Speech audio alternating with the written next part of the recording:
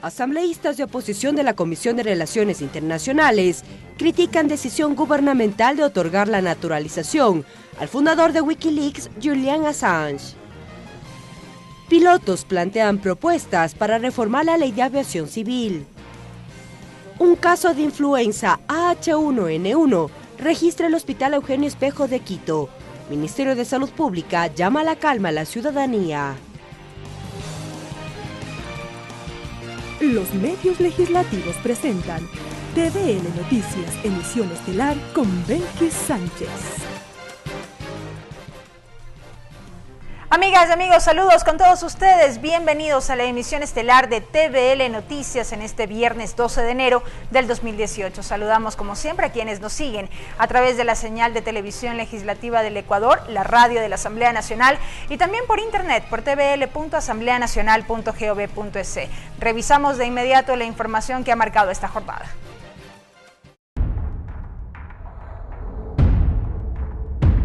Juicio político Jorge Glass.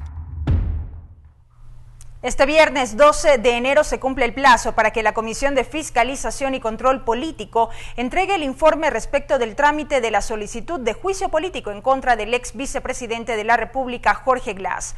Hasta el momento, el documento no ha sido entregado al presidente de la Asamblea Nacional, José Serrano.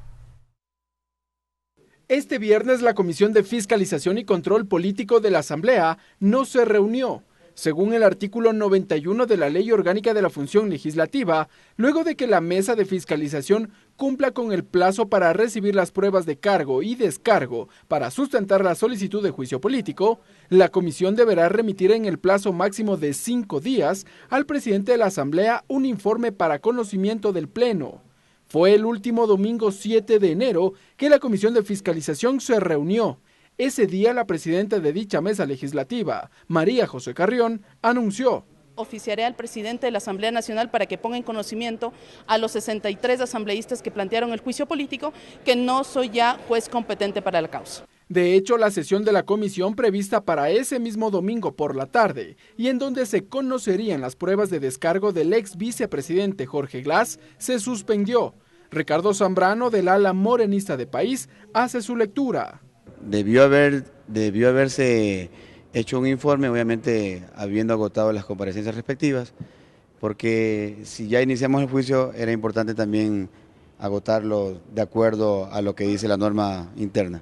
Soledad Buendía, integrante del Consejo de Administración Legislativa, explica que la no presentación de un informe traería consecuencias. Existe también sanciones en la ley de la función legislativa para aquellos presidentes que incumplen los plazos. De acuerdo al artículo 165, numeral 2 de la Ley Orgánica de la Función Legislativa, serán sancionados los asambleístas que en su calidad de integrantes de las comisiones especializadas excedan los plazos para la presentación de informes. En diálogo telefónico con la televisión legislativa, el asambleísta proponente del juicio político Roberto Gómez dijo que esperará a que se cumpla con los plazos para iniciar acciones. Este viernes intentamos obtener información desde la Comisión de Fiscalización, pero se nos informó que no estaban ni la presidenta, María José Carrión, ni su secretaria. Ricardo Bravo, TVL Noticias. Según el artículo 23 de la Ley Orgánica de la Función Legislativa, las y los asambleístas integrarán las comisiones especializadas permanentes por un periodo de 2 años y podrán ser reelegidos. No obstante, existen criterios diversos por parte de los legisladores, más cuando hay quienes plantean una reestructuración de las mesas antes de dicho plazo. 13 comisiones especializadas permanentes existen en la Asamblea Nacional. Las mismas fueron integradas en mayo pasado cuando inició el actual periodo legislativo. No obstante, durante estos días se han generado criterios en torno a una posible reestructuración de dichas mesas, fundamentalmente en lo que respecta a sus principales autoridades y previo al cumplimiento de los 2 años de trabajo como lo establece la Ley de la Función Legislativa en su artículo 23. Por ejemplo, la legisladora Lira Villalba precisó que es ilegal si se llega a proceder con la reestructuración de las mismas, basándose en la normativa vigente. De que esto es una completa ilegalidad. Artículos como el artículo 10, el artículo 24 y el 27 de la Ley Orgánica de la Función Legislativa establece claramente el periodo de vigencia de las autoridades en cada una de ellas. Tendrían que cometer atrocidades, ilegalidades, a las que algunos sí están acostumbrados. En tanto que el legislador Daniel Mendoza considera que es un tema que debe ser debatido al interior de cada comisión. A su juicio, las nuevas autoridades de las mesas deben de cumplir con varios requisitos. Cada comisión deberá evaluar el desempeño de sus autoridades, deberá evidentemente seguir el debido proceso y proceder a hacer cambios cuando se requiera. A mi criterio es positivo para el país que las autoridades de las diferentes comisiones hoy respondan precisamente al sentimiento ciudadano que es el respaldo del presidente Lenín Moreno. Mientras que Luis Fernando Torres explicó que si bien la ley precisa que las comisiones estarán integradas por un periodo de 2 años, las mismas pueden ser desintegradas por una mayoría calificada del Pleno de la Asamblea. Pero veo que existe una tendencia al interior de las comisiones de relevar a varios de los presidentes o presidentas de las comisiones. Para que esto ocurra, es suficiente que cambie la mayoría al interior de la comisión, porque sería inconcebible que alguien quiera presidir una comisión si no tiene una mayoría que le sustente. Según el artículo 27 de la Ley Orgánica de la Función Legislativa, solo en caso de ausencia definitiva del presidente o vicepresidente, la comisión especializada elegirá sus reemplazos. María Fernanda Medina, TVL Noticias.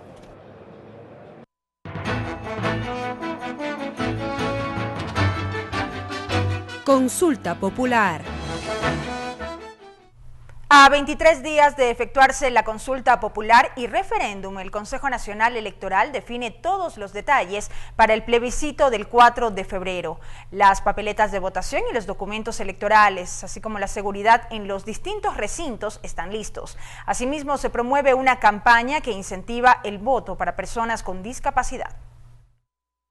El 4 de febrero los ecuatorianos iremos a las urnas para pronunciarnos sobre las 7 preguntas de consulta popular y referéndum propuestos por el presidente de la República. Según el Consejo Nacional Electoral, son más de 13 millones de electores los que constan en el padrón electoral para el próximo plebiscito. La consejera Luz Haro explicó que ya tienen listas las papeletas de votación y demás documentos electorales, mismos que serán trasladados a Semexpo para armar los kits respectivos. El día 18, como usted bien lo ha mencionado, estaremos enviando los primeros paquetes electorales a las juntas del exterior, por ser las más distantes, obviamente, y en segunda prioridad para las provincias amazónicas. En cuanto a la seguridad, más de 40.000 efectivos de la policía estarán operativos en distintos puntos del país el día de las votaciones. Ellos además realizarán operativos en los exteriores de los diferentes recintos electorales. Obviamente estarán controlando que no hayan personas en estado etílico o que porten armas o que quieran generar desorden en el interior de los recintos. Al mismo tiempo se promueve la campaña denominada Tienen Derecho a Votar, que promueve el voto de las personas con discapacidad. Esta campaña se ejecuta con la colaboración de cooperativas de taxis que brindarán apoyo en el traslado de las personas con discapacidad hacia los recintos electorales donde deban sufragar de forma voluntaria. La Policía Nacional facilitará que el vehículo que porte el salvoconducto respectivo para este propósito pueda llegar hasta la puerta del establecimiento. Quienes deseen acceder a este beneficio deben inscribirse del 12 al 26 de enero en las oficinas del CONADIS en todo el país. Mientras que el 2 de febrero se realizará el voto en casa. Para ello, según el CNE, 756 personas con discapacidad están inscritas para sufragar, entre ellos personas mayores de 65 años y con una discapacidad física o igual o mayor al 75%. Lorena Espinosa, TVL Noticias. Revisamos otro tema. Los asambleístas de oposición de la Comisión de Relaciones Internacionales expresaron su posición crítica sobre los aspectos legales y políticos de la naturalización de Julian Assange. Además, informaron que evalúan un juicio político en contra de la canciller María Fernanda Espinosa. Tras el intento del gobierno nacional de acreditar al activista político australiano Julian Assange como diplomático de la embajada en Londres, una vez le fue concedida la nacionalidad ecuatoriana, las críticas de asambleístas de oposición de la Asamblea Nacional no se hicieron esperar. El asambleísta Fernando Flores lamentó las actuaciones del gobierno y aseveró que se analiza un juicio político. Nos reservamos el derecho a iniciar el juicio político a la canciller desde la Asamblea Nacional. Se ha ocultado la información. Además, precisó que se ha pedido información al Ministerio de Relaciones Exteriores y al Registro Civil sobre la inscripción de Assange como ecuatoriano. La canciller y también el director del Registro Civil, que nos debe explicar cómo es que se procesó y cómo es que el señor Assange asoma en su planilla como que vive en Pichincha, Quito, en Chaupicruz. Por su parte, el legislador Fabricio Villamar rechazó el trabajo de Doris Solís, presidenta de la Comisión de Relaciones Internacionales, y del presidente Lenín Moreno. Además, denunció un supuesto fraude legal. lo que se está haciendo es exportar viveza criolla. Es tratar de decirle al gobierno de Gran Bretaña que el señor Assange es ecuatoriano y que por lo tanto lo acojan como representante del gobierno del Ecuador para evitar los cargos que tiene con la justicia ordinaria. Esto evidentemente daña las relaciones y el prestigio del Ecuador en el concierto internacional. La asambleísta Paola Ventimilla solicitó también la comparecencia de la canciller María Fernanda Espinosa en la Asamblea Nacional. Nosotros como asambleístas dentro de la comisión podemos pedir información a través del Pleno y pedir que la canciller Espinosa vaya a nuestra comisión. Para eso no se necesitan votos. El legislador Ricardo Zambrano también se refirió sobre este tema.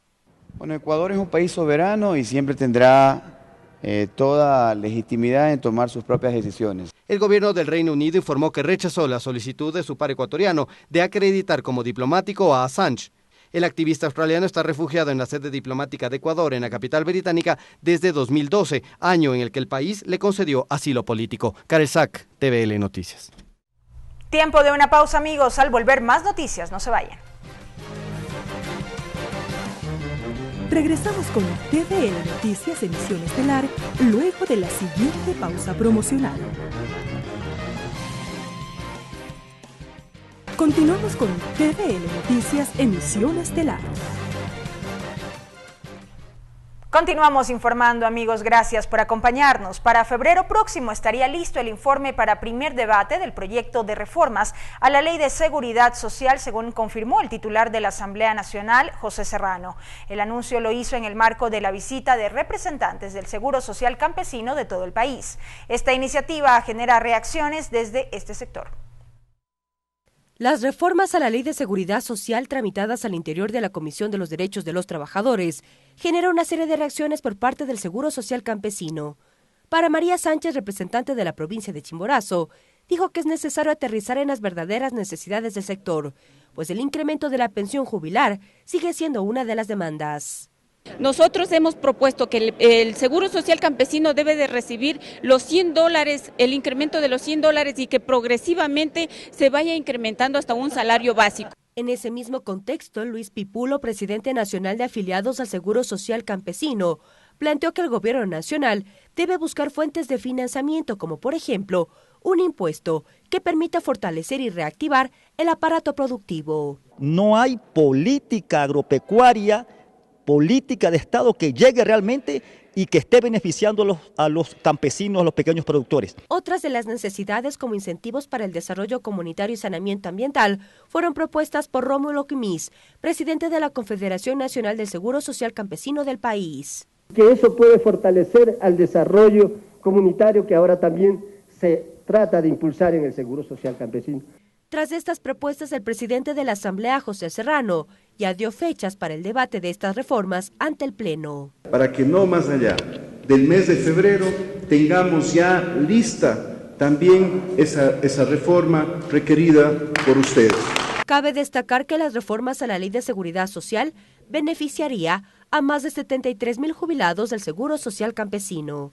Mariela Logroño, TVL Noticias. Los riesgos a los que están expuestos los pilotos en el ejercicio de su profesión y la revisión de su pensión por jubilación fueron los temas que se abordaron en la reunión mantenida entre representantes de la rama y de la Asamblea Nacional de cara a la construcción de un proyecto de reformas a la Ley de Aviación Civil. Pilotos comerciales, deportivos, corporativos y de helicópteros, junto con asesores de la Presidencia de la Asamblea Nacional y de la Comisión de Desarrollo Económico, analizaron y presentaron inquietudes e ideas que a futuro podrían convertirse en reformas a la Ley de Aviación Civil. La idea es apoyar una iniciativa de nuestro presidente, escucharlos para que una vez aquí expongamos experiencias, necesidades, inquietudes. Raúl Córdoba es piloto comercial. Él sugirió que se revise la exposición de los pilotos luego de los accidentes. Cosas tan verosímiles como que un piloto no esté dentro del grupo de investigación suficientes. O sea, operativamente no hay nada. El general Gustavo Buccelli, en cambio, es tripulante jubilado. Él pidió la revisión de pensiones jubilares. Pero cuando de repente de sueldos de $8,000 le pagan $1,500, $1,800 que paga el Estado, ¿cómo se puede vivir con esa cantidad? También se presentó la preocupación frente a la falta de trabajo para los pilotos de helicópteros. Poner de manifiesto, si a lo mejor no se conoce en el país, que esta área dedicada a la actividad de la extracción del petróleo está en su mínima expresión. No hay trabajo. Los temas serán sistematizados para en lo posterior poder presentar un proyecto de ley en la Comisión de Desarrollo Económico, mesa legislativa que tramita este tema. Lorena Espinosa, TVL Noticias. Desde la provincia de Chimborazo llegó Fanny Cusco a la Asamblea Nacional para participar en calidad de asambleísta por un día en la sesión de la Comisión de Desarrollo Económico que cumplió esta semana justamente. La joven presentó varias observaciones que actualmente constituyen demandas en su comunidad. A la sesión de la Comisión de Desarrollo Económico acudió Fanny Cusco, oriunda del cantón Alausí, provincia de Chimborazo. Con propuestas en mano, fue parte del asambleísta por un día. Ella nos contó por qué participar de esta iniciativa de la Asamblea Nacional. Entonces, ¿cómo hacer llegar la voz desde nosotros? ¿Qué es lo que pasa en la realidad? Es muy distinto a lo que hacen aquí en las señoras asambleístas y es muy distinto a lo que nosotros vivimos. La joven líder vive en una comunidad a 2 horas del cantón, lo que ha generado una serie de limitantes en los accesos a educación, salud y transporte. De ahí sus propuestas. En el caso de que ahora se están sancionando a estas personas por el hecho de que nos llevan, digamos, a una X cantidad de personas en las camionetas, y entonces ¿en qué vamos a ser transportados? Fanny, entre aplausos de los comisionados, hizo eco de su voz en representación de las mujeres indígenas. Hay espacios en donde ya ahora se respeta a la mujer, mucho más a la mujer indígena. Quizás siempre todas las mujeres tenemos las capacidades, tuvimos siempre. Quizás hubieron aspectos en donde, digamos, por el hecho de ser indígena decían, no, tú no puedes hacer esto. Para acceder a este proyecto, los interesados deben escribir al Twitter @desarrolloecpro con el hashtag asambleísta por un día o a su vez un correo de la comisión económico@asambleanacional.gov.es. Mariela Logroño, TVL Noticias. Voces y opiniones. Ahora, amigos, revisamos lo dicho esta semana en nuestros espacios de opinión de los medios legislativos. En el programa Tercer Debate participaron los asambleístas Juan Pablo Belín y Raúl Tello. Los legisladores analizaron los escenarios políticos para este 2018. Ricardo Bravo con el resumen. 2 escenarios políticos marcaron el inicio del 2018. El procedimiento de juicio político en contra de Jorge Glass, entonces vicepresidente de la República, y la posesión de María Alejandra Vicuña en reemplazo de Glass. Los asambleístas Juan Pablo Belín de Alianza País y Raúl Tello del Movimiento Unidos por Pastaza revisaron estos temas durante el programa Tercer Debate de esta semana. Para que la justicia también haga las investigaciones.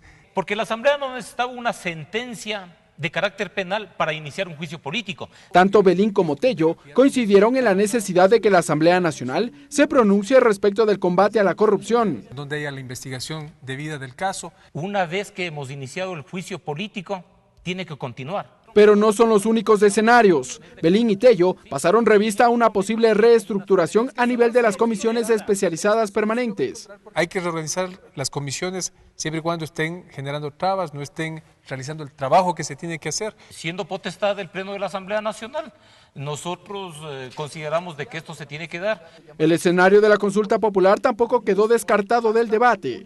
Que estos consejos tengan los mecanismos para hacer veedurías reales. Además de la cesación de esos funcionarios, debía de constar la cesación de todos los demás funcionarios electos por ese consejo. Los legisladores coincidieron en que luego de la consulta popular, los ojos de la ciudadanía regresarán a la Asamblea Nacional y a su trabajo parlamentario. Ricardo Bravo, TVL Noticias. ¿Qué debe hacer el Estado para incentivar el empleo en los jóvenes? Este fue el tema analizado en el programa Termómetro Ciudadano. Desde el año pasado está vigente una reforma laboral que incluye incentivos estatales para la contratación de personas de entre 18 y 26 años, principalmente para aquellas que buscan su primer empleo.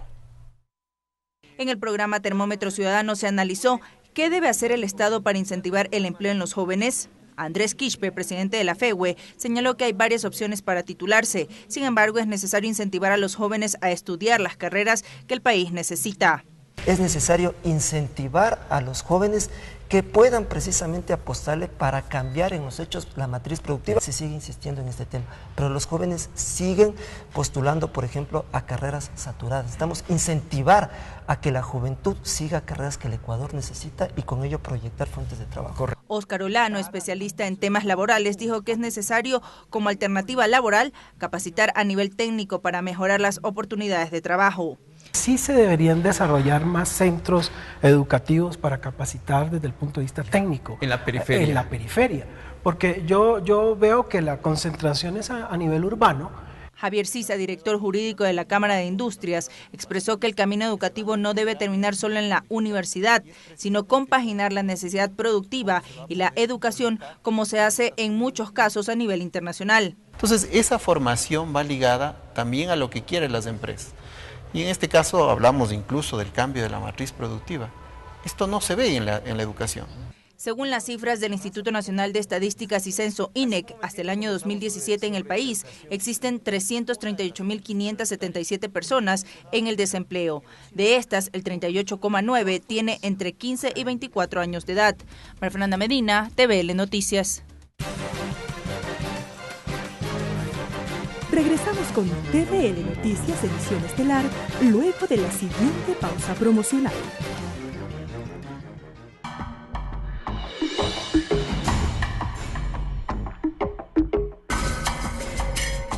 Influenza. Avanzamos con la información. El gerente del Hospital Eugenio Espejo de Quito, Andrés Sotomayor, llamó a la población a no alarmarse por el virus de la influenza tipo AH1N1. Además, dio a conocer que el Ministerio de Salud Pública ha ampliado los horarios de vacunación para la ciudadanía. El gerente del Hospital de Especialidades, Eugenio Espejo, Andrés Sotomayor, en rueda de prensa, solicitó a la ciudadanía no alarmarse ante la llegada de enfermedades virales como la influenza AH1N1. Queremos manifestar a la comunidad es que no tenemos por qué alarmarnos, como les manifiesto, este virus lo tenemos desde el año 2009. Nosotros estamos preparados para atender a este tipo de pacientes que vienen con esta infección. Explicó cuáles son los grupos más vulnerables y precisó que en el hospital que dirige solo se ha atendido a un paciente con la sintomatología respectiva que fue dado de alta en diciembre de 2017. Si una persona tiene menos de 5 años o más de 65 años o tiene una patología de riesgo y quiere acceder a la vacunación, lo que le pedimos es que acuda al centro de salud más cercano en donde se está vacunando en este momento. Asimismo, informó que el Ministerio de Salud Pública está vacunando a los ciudadanos para prevenir afectaciones más graves a la salud. La vacunación se debe realizar en los centros de salud, se está realizando en los centros de salud y tenemos horarios extendidos de lunes a viernes, incluido en este momento también como parte de la atención la vacunación sábados y domingos. Y brindó recomendaciones útiles para evitar contagios. Las personas tengan esta sintomatología, se queden en casa, no salgan, no se expongan y expongan a otras personas al contagio y en la casa tener las medidas higiénicas apropiadas. Finalmente dio a conocer que el Hospital Eugenio Espejo brinda apoyo al Ministerio de Salud Pública en la campaña de vacunación a pacientes con enfermedades graves. Karel Sack, TVL Noticias.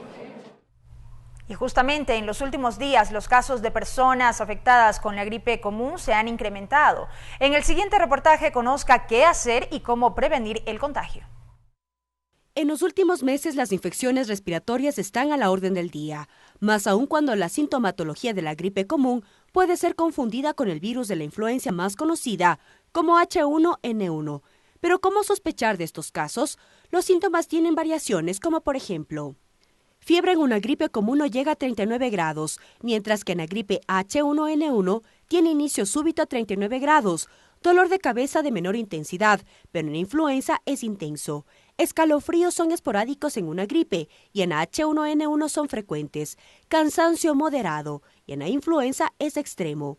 Dolor de garganta pronunciado, mientras que en H1 es leve. Tos menos intensa y en la influenza seca y continua. Moqueo fuerte y con congestión y en la influenza poco. En cuanto a dolores musculares son moderados, mientras que en la H1N1 son intensos. Y en cuanto al ardor de los ojos, es leve en la gripe común e intensos en H1N1, como le explica la doctora Luz Obando, del Ministerio de Salud Pública.